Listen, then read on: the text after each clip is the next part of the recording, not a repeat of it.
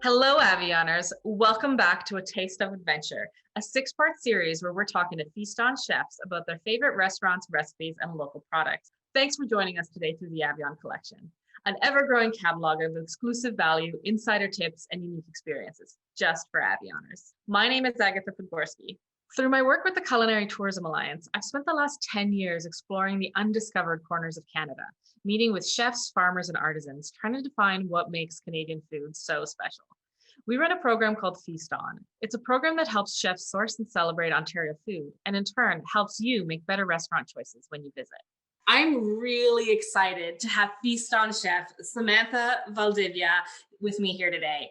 We're going to be exploring cooking and eating Mexican food. Samantha's originally from Mexico. She's made it her mission to promote true Mexican cuisine. Her first restaurant, La Condesa, in beautiful Prince Edward County, is an expression of this passion. Hello, Samantha. It's so great to have you with us. Hi, Agatha. How are you? Thank you for having me. I'm very excited to be here with you. So I love that you draw inspiration from your heritage, and are really on this mission to cook authentic Mexican food. Can you tell me a little bit about what's influenced your cooking?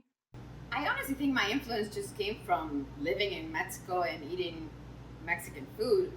From my grandma's cooking, I started cooking because I like to travel. So I started cooking, mostly baking and cooking and selling it and saving up money to travel. Being so close to the States, like Mexico and the States, there's a lot of Mexican food in the States, but I think it's also represented in a way that's fast food or Tex-Mex, or there's always this impression of like feeling sick after you eat Mexican food, and I really don't think that's true. I think if you cook Mexican food the way we cooked it 2,000 years ago, it's actually extremely nutritious and you actually feel well, and it's actually, it can be a fast food in per se, as in like I grab and go, but the nutritional value is completely different, and I think the taste is really different. So that's why I really want to showcase something that's just organic and natural, and we grew up for 2,000 years eating this food, and I think it's an incredible thing that we can show. Nice. I love that you got into cooking because you love to travel. I mean, the more and more I talk to chefs, the more I realize that has such an important connection to them. It's such a unique way to kind of hop, skip around the world and discover different cuisines.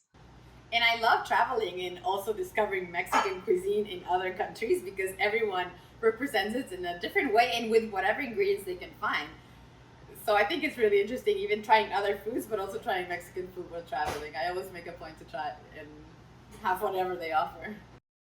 Given that, then, is there another place in Ontario that does Mexican food in an interesting way that you want to tell us about? I mean, I lived in many years in Toronto, so I'm always drawn into Toronto food scene. I think Playa Cabana as a company, all the restaurants represent the food really well. I also think one of my favorite spots is Good Hombres, just because there's no fuss. It's just the taco, salsa, onion, cilantro, and that's how a taco is.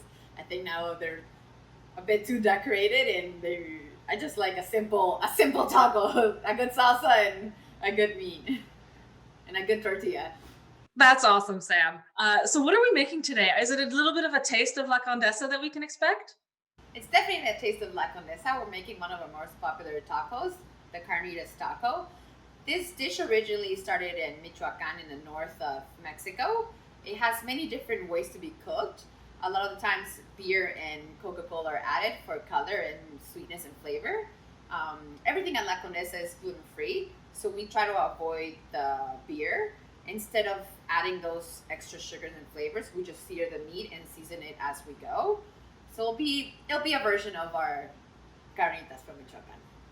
Amazing. So let's get started then. So we start with Ontario pork. Hanover Farms, not too far away from where we are in Prince Edward County, provides our pork, all Ontario raised, and it's honestly a beautiful pork. You can see even we're doing a belly and shoulder. You can see the fat in the belly and the meat. It's just a beautiful thing. Like I don't know, it's incredible what Ontario is giving us. Produce and meat wise.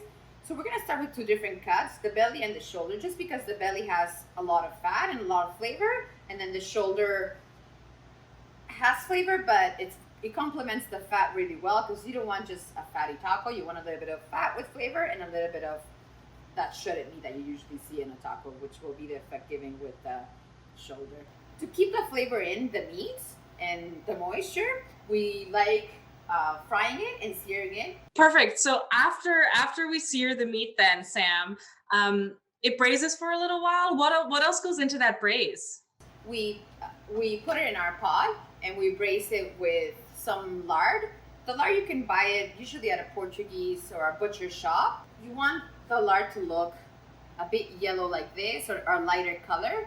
There's several types of lard. If you have a lard that's too cooked or too deep in color, you can burn your dish.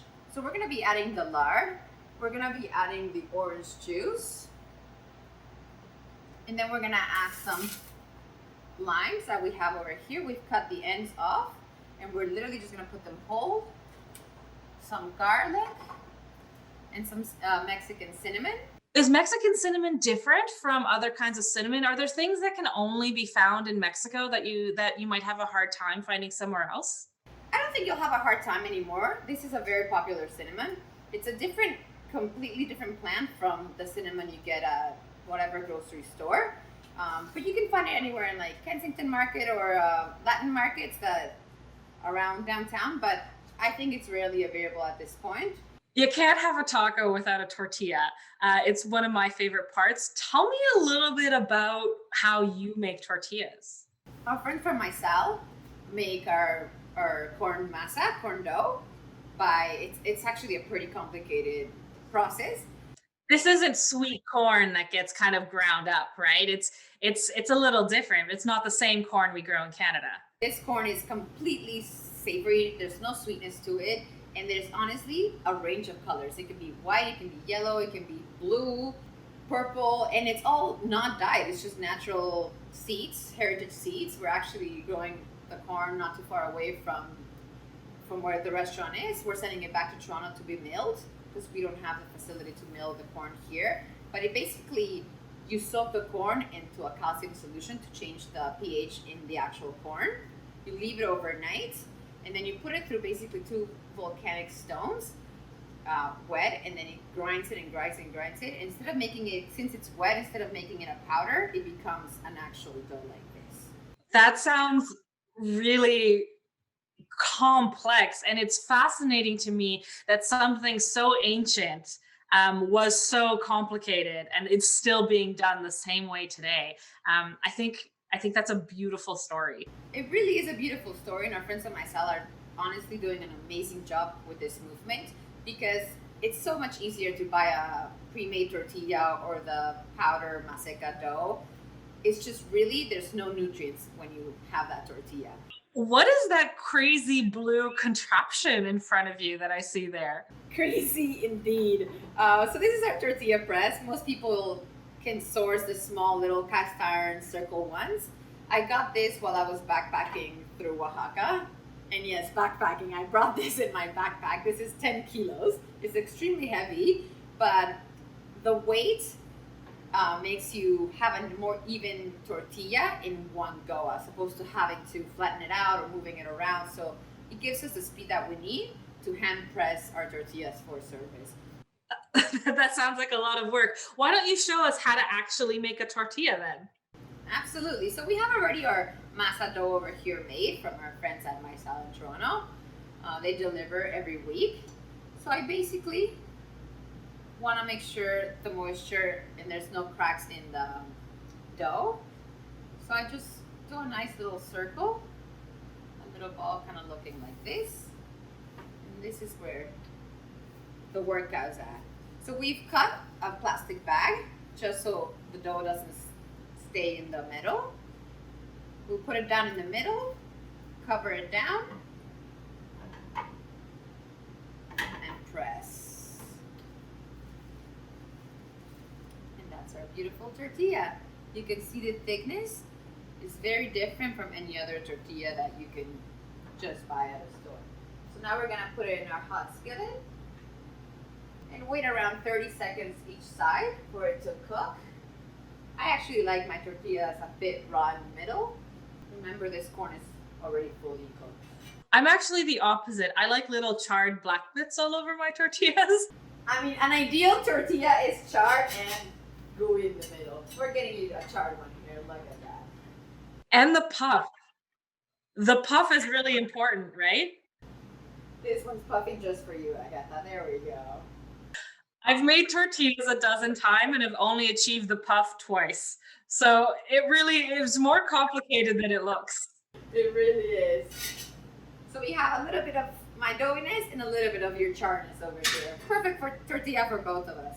Now the secret is putting it in a towel and leaving it for around a minute. If we eat it right away, your tortilla is a bit hard in a way, not as flexible. So if we steam it for a good minute, when we build our taco, it's gonna be perfectly malleable and soft, and will hold the meat and the sauces and whatever we want to add in there. So we've got our carnitas and we've got our tortilla. What else do we need to make the perfect taco? We definitely need a good salsa.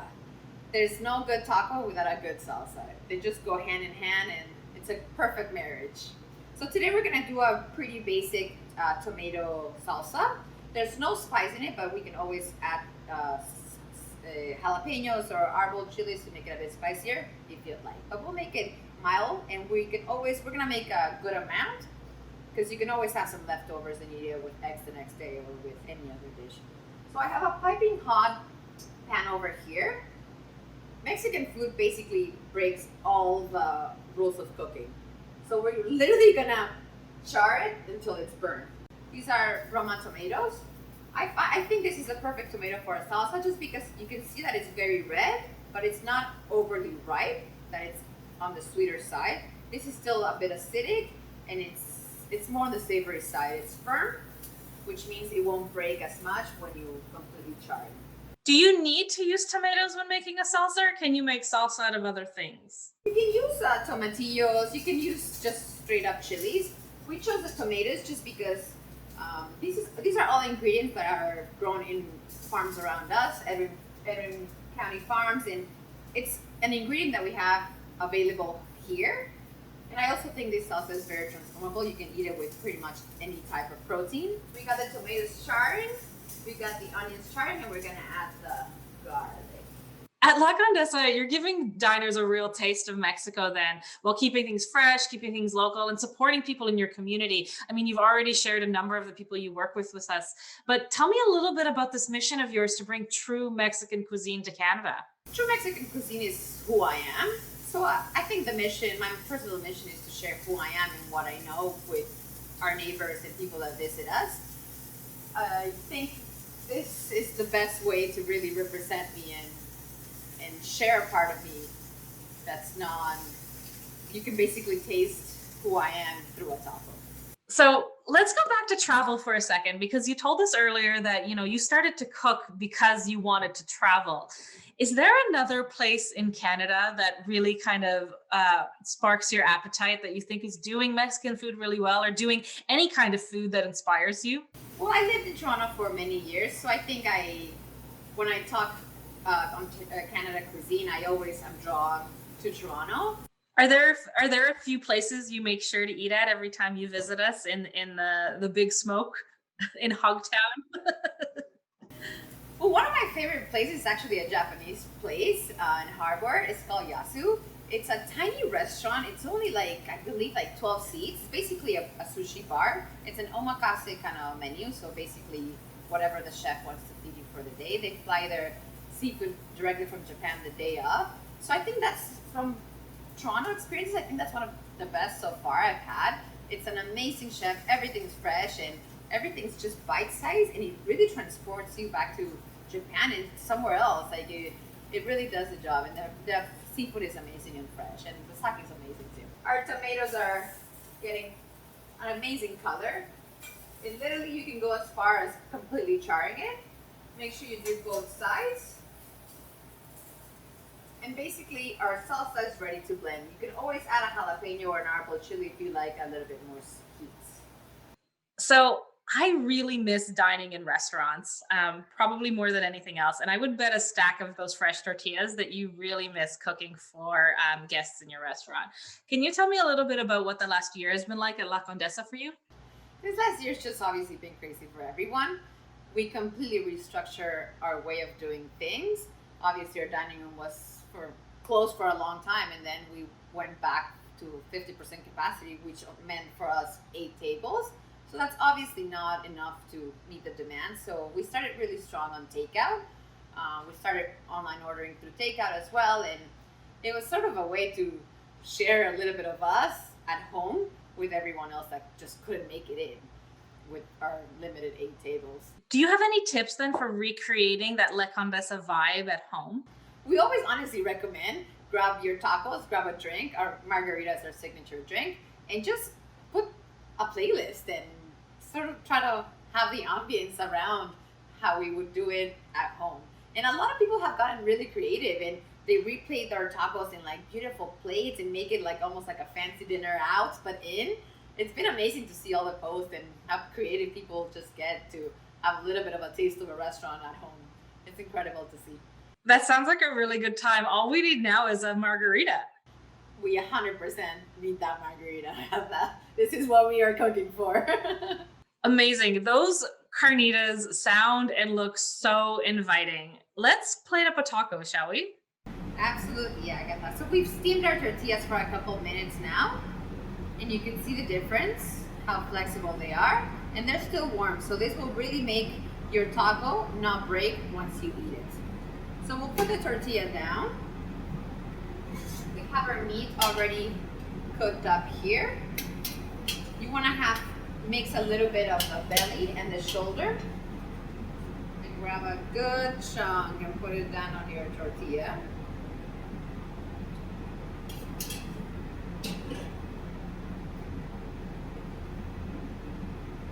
And now our beautiful salsa has been blended up, and you can really see all the little black little bits. That's a ton of flavor. It's something so simple, but once you transform it into salsa, it makes a huge difference, the charness. A good amount of salsa, there's never enough. And just a little bit of white onion. And I like just cutting the cilantro just a little bit with your hand, breaking it apart. That way I feel like your teeth actually do the chopping in a way, and there's a ton of flavor as you eat it because you're basically breaking down the vegetables. And that's our Carnitas Taco. Samantha, thank you so much for joining us today. This was an absolute pleasure. I can't wait to come down to Prince Edward County and share one of those margaritas with you soon. Thank you so much. Oh, look at this, Agatha. How lucky am I? Just exactly what I needed. Thank you so much for having me, and cheers, everyone.